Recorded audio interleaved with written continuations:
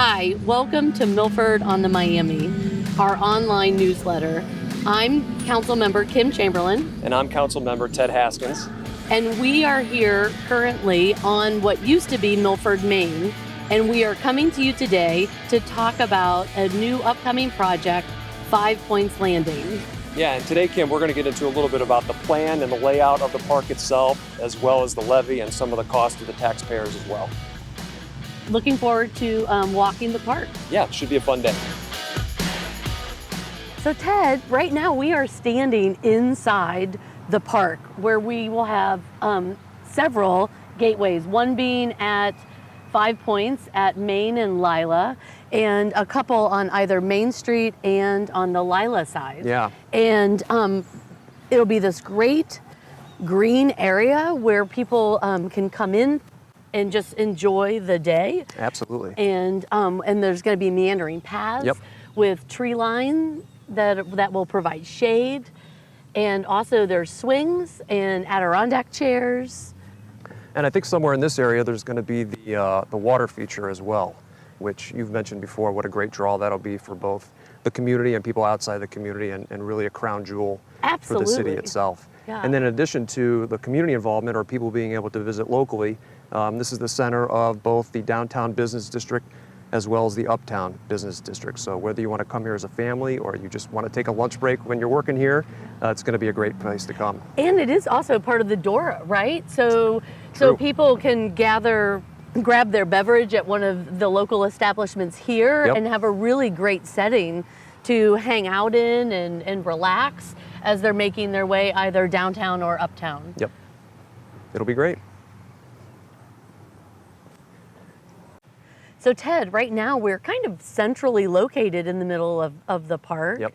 And just picture these great pathways that we'll have that will lead into this wonderful green space that's going to have areas for us to do all kinds of performances, art in the park, yoga classes. It is really going to be able to be a space that's going to be used during the daytime as well as nighttime. Absolutely. And you mentioned the green space as well, which I think will be right in this area over here.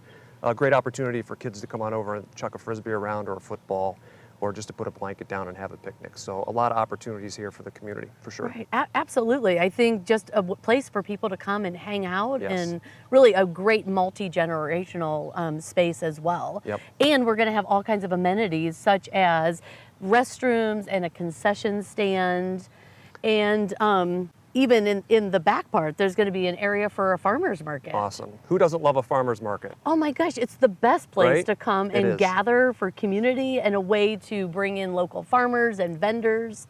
Yeah. Plus you can make homemade ice cream and bring it on over to the concession stand, so it'll be perfect. It'll be awesome.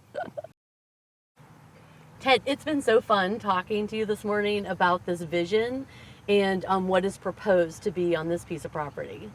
So, in order for this to all happen, City Council voted to put a 3 mil levy on the ballot November 2nd. Yep. As a homeowner, what does that mean to me?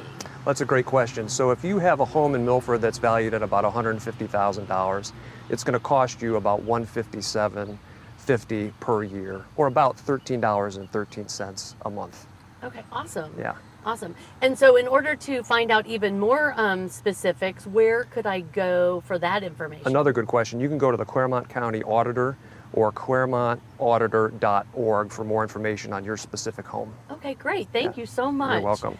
And if people want to see even more renderings of what this fabulous space is going to look like, they can check out milfordohio.org to view all kinds of pictures of this space. Yeah. And now we're going to head over to Michael Doss, City Manager, for more information on Milford's leaf collection. Leaf collection.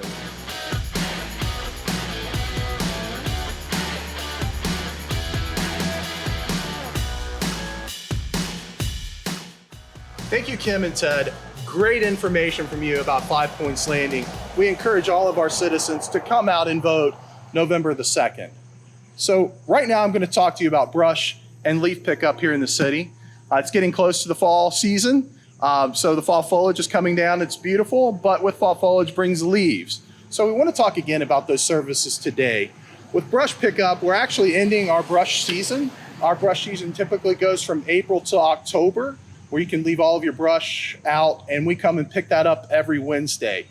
Once we get past October, we want to let our citizens know that they can call our office if they still have brush in between those times of November to March.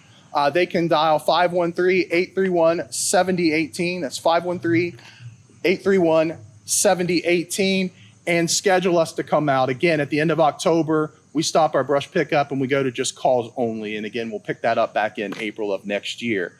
But we're talking about leaf collection today because, again, we're getting into leaf season, and that's what this is for here.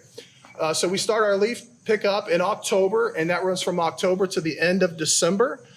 We do this service free of charge. We cover the entire city in sections.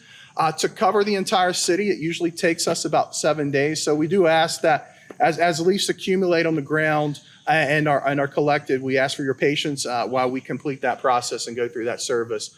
There are a few things to note. If you are placing leaves out for collection, with the leaves, we do ask that you brush all of the leaves and rake all of the leaves up into preferably a green space, not out in the street. So the green space for a lot of our citizens will be somewhere between the sidewalk and the curb or the edge of the street.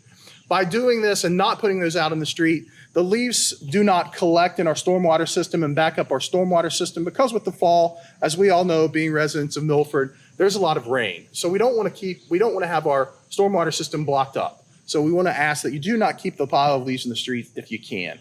We also ask that if you're parking on the side of the streets, you do not block the leaf piles so we can have better access to it. If we can't get access to it, we can't get the leaves sucked up and collected properly. So we typically have to bypass that or try to make arrangements to get those cars moved. Another thing that's important is we're talking about leaves. So we do ask that as you're raking up the leaves and putting them in the pile, you don't put any rocks or bricks or any material that would obstruct and break the leaf vac machine. It's very important so that we just have leaves in there. If unfortunately you're not able to get your leaves raked up or more leaves are falling and it's past the December date that we collect leaves, you can actually take those leaves, put them in a bag. You get these bags at any of your Home Depot or Lowe's or any of your hardware stores. You can get those bags, bag those leaves up, and we will pick those up off season as well. Any grass clippings that you have, if you put those in a bag, Rumpke is your point of contact for that. Rumpke will pick up any grass clippings that you have as well.